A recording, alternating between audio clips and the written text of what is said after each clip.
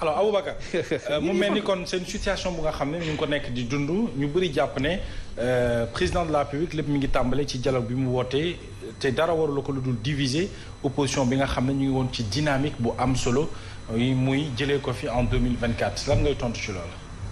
bon loolu gisuma loolu man ah. gisuma loolu man li ma gis mooy un président de la République très bien élu qui exerce pleinement sa fonction. nekk au-dessus de la mêlée xam ni réew dafa am fu muy toll da ngay waxtaanee ci mbaaxam du ko neexoon doxal parce que il est très bien élu Sénégal nekkul dans un état de siège on n'est pas dans voilà donc le pays marche normalement mais réew bu ñu la dénkee dafa am foo xam ne boo ci tollee da ngay yaatal woo nit ñi ñu waxtaan parce que boo seetee dans l'histoire politique du Sénégal lépp lu ñu mës a am dans le cadre du processus électoral mu nekk loo xamante ni véritablement sénégalais yëpp nawloo nañ ko ba ñu citer un exemple de démocratie dans le monde dañ ko liggéey mu déboucher sur des consensus forts alternance yi am Sénégal yëpp c'est sur la base de consensus fort lañ ko liggéeyee am ko et donc président Macky Sall ci mbaaxam aussi nga xamante ni donc le dialogue reste nekk na un marqueur indélébile dans la gouvernance du président Sall parce que dem na ba instituer ko dans l'agenda républicain su ñëwaatee ni nañ leen waxtaan je pense que wax dëgg yàlla dënn wu yaatu la nit ku généreux la et loolu d'autant plus que donc c'est un des leurs ah Barthélémy Diaz moo may mettre à l'aise ci chapitre boobu parce que nee na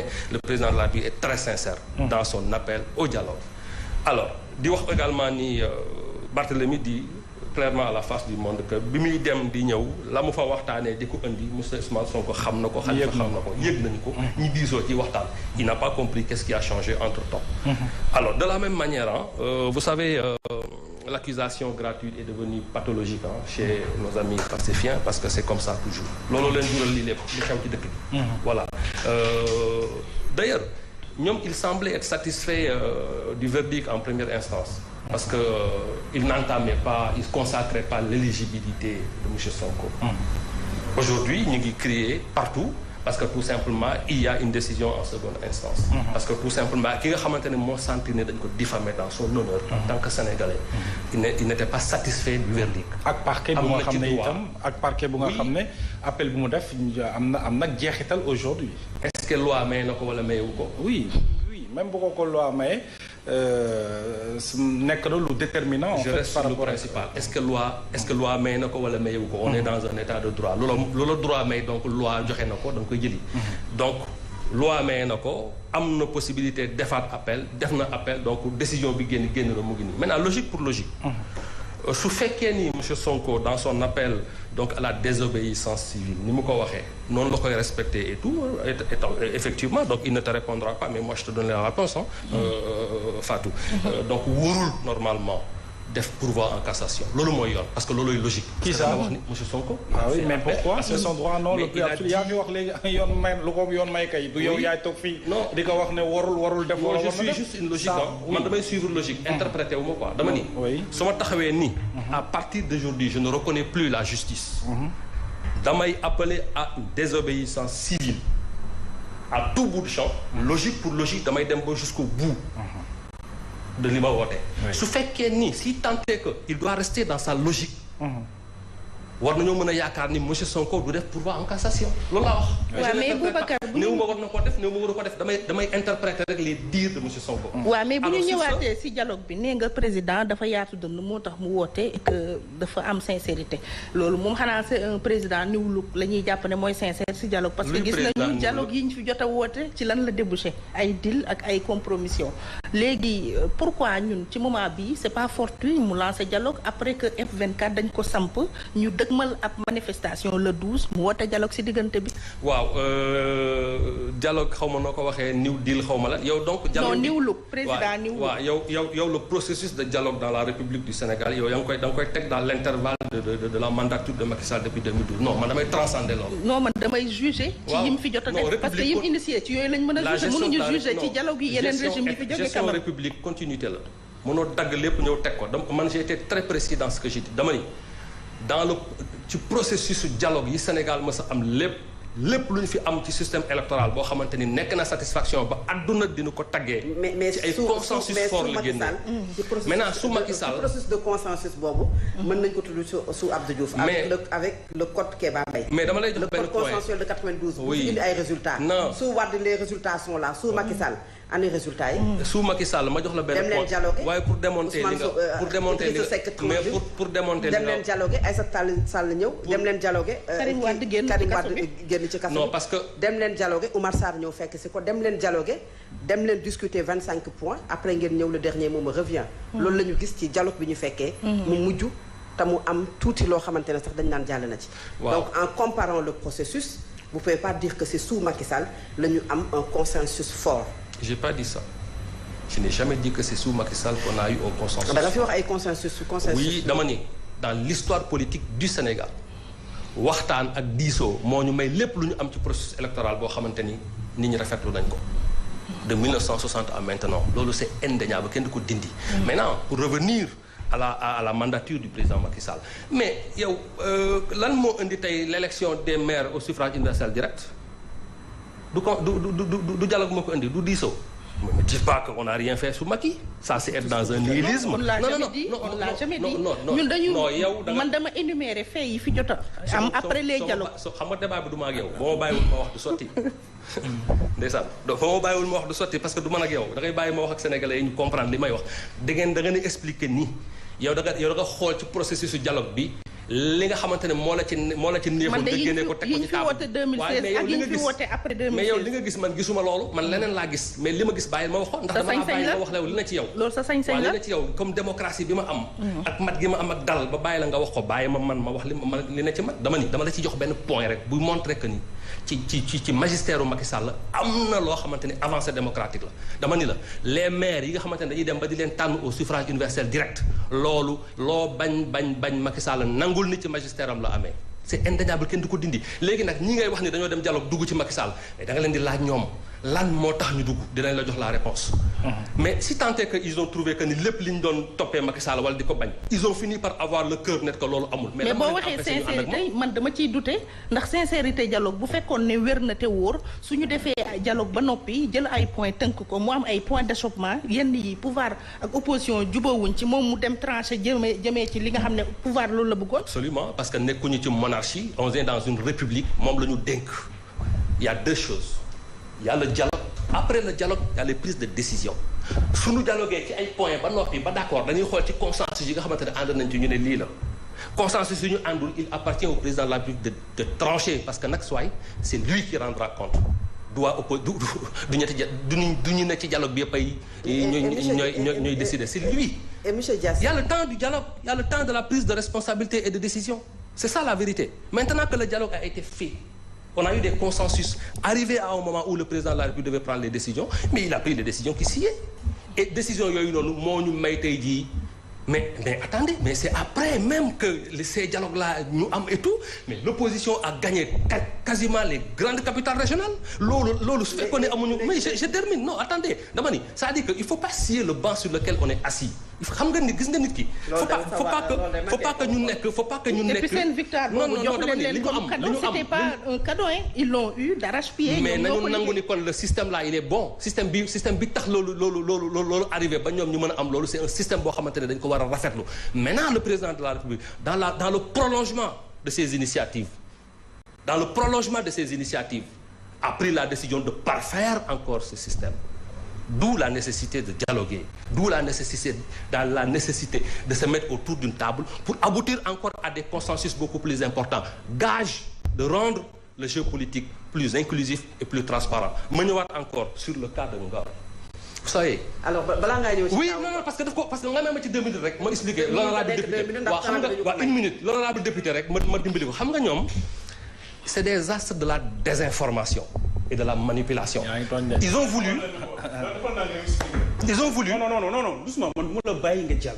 xam nga lan la. Ils ont voulu non amul temps de parole arrangé rek soo paree waxuma la dara Dias mais après di nga ñëw ça soit clair non doucement honorable il faut prendre après je fais une information je donne une information du ma la mais man tudduma la tudduma la dama ne ñoom. non yow yaa wax nga ne ma tontu honorable. waa kon waa nga jégal ma waa dama ni waa kon nga jégal ma dama ni waa Pastef. waa Pastef aussi du ma kon yow non waa mais kon yow fexeel ba duma la wax fexeel ba du ma tudd Pastef dama ni fexeel yow ba du ma tudd Pastef ma ni fexeel ba man du ma tudd Pastef tu es qui pour m'en empêcher. Le Pastef c'est qui? C'est ta propriété. Alors tu parles de Benno Bokk Yaakaar quand tu veux. Tu as parlé de ce que tu as voulu dire. Mais je ne t'ai pas coupé la parole. Sois élégant. Interprétation objective et non subjective. Honorable, s'il vous plaît, vous prenez note après di nga ko tontu. Allez-y Diassi di nga ko tontu. Faites une interprétation objective et non subjective. Alors je reviens à ce que je disais. Dama ni la tendance de la tendance chez Sonko, la tendance à l'accusation gratuite et pathologique. C'est ça la vérité et je l'assume.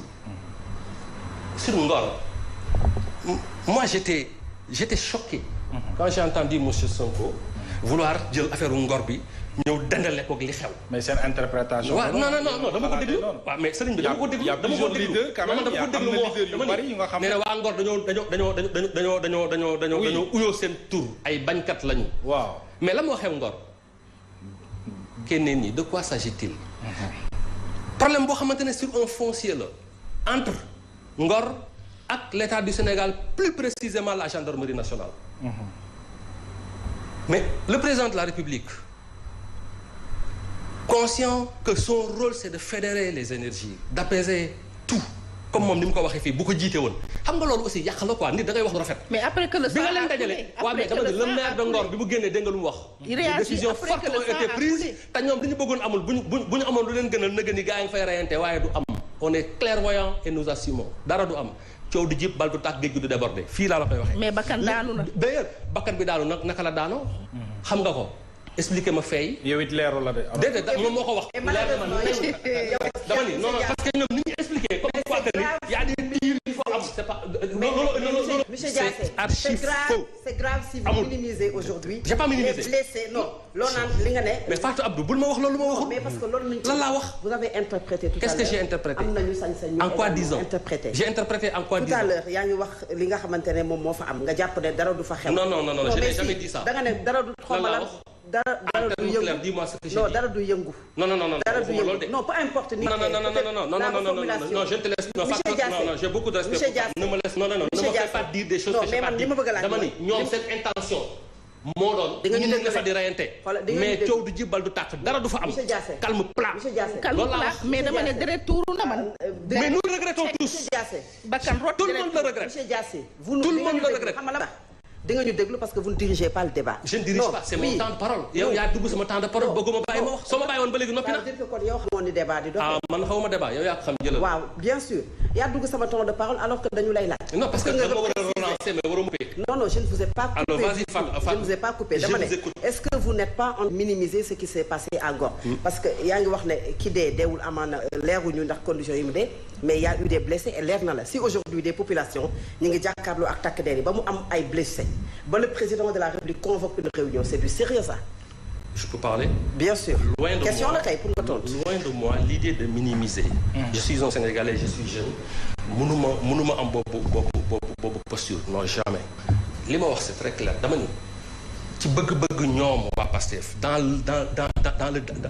le message de monsieur Ousmane Sonko que j'ai écouté religieusement hier faisant appel à la résistance dem na bay wax ni bu quartier Dakar yépp meloon ni Ngor.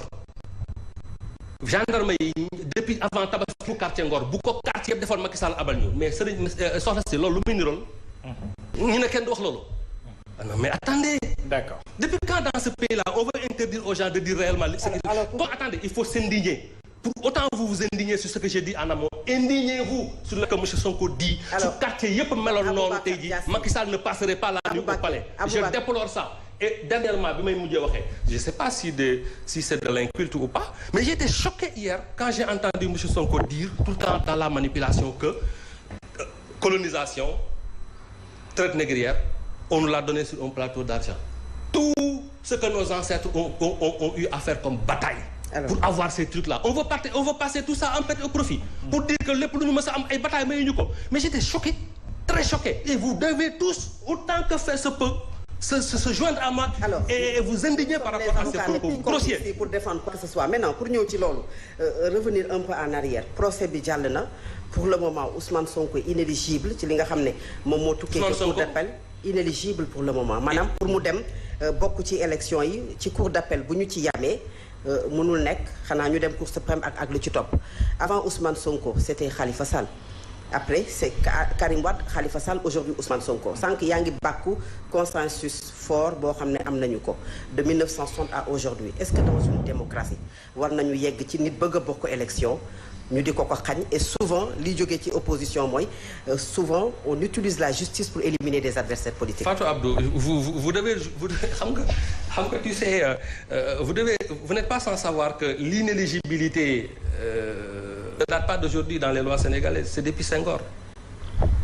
lan la ñu def ba dugg ci loolu c'est ça l'élément central. mais sous Macky Sall on élimine des adversaires politiques à travers la justice. da ngeen di fekk seen kaw lal rek éliminer leen noonu quoi. mais non c'est-à-dire c'est ça le problème c'est-à-dire que on met pas les formes dans ce qu'on dit. de surcroît de potentiels candidats. Potentiel mais qu'est-ce que c'est attendez vous voulez dire tout simplement en termes très clairs. vous voulez dire que tout ce qui est tombé sur monsieur Sonko c'est parce que dañ ko bëgg a interdire mu dem élection. c'est ça là mais il y a eu des cas avant Sonko. je reviens sur ce cas parce que cas boobu moom ngeen bëgg a wax ma tontu leen ci. n'est pas candidat qui peut monsieur Sonko non mais attends xam nga affaire bi mooy monsieur Sonko kenn fekk ko lalam mu tëdd nelaw ñu rendre ko inéligible. ñu condamné mais xam nga ne fii kenn du la li fi xew mais parce que waxoo leen ko parce que da nga ko occulté moo tax ma bëgg ko leeral. c'est-à-dire que da ngay jël affaire bi non Fatou non da ngay jël affaire bi dagg ko da ngay jël affaire bi dagg ko xool lu la ci neex nga joxe ko du demee noonu gis nga man xalal yow ak Ndeye Fatou mën naa leen dékku ñaari Fatou Ndiaye yéen ñaar yëpp laay boole dékku leen lu ngeen wax ma jël danaa ko dékku su ngeen ma dégloo rek ma leeral lépp ba mu leer dama ni da nga yàgg de te leeral la ko loolooy problème bi waaw kay dañu war a dem vétéran la waaw dama ni pour mu leer en termes très clair oui monsieur Sonko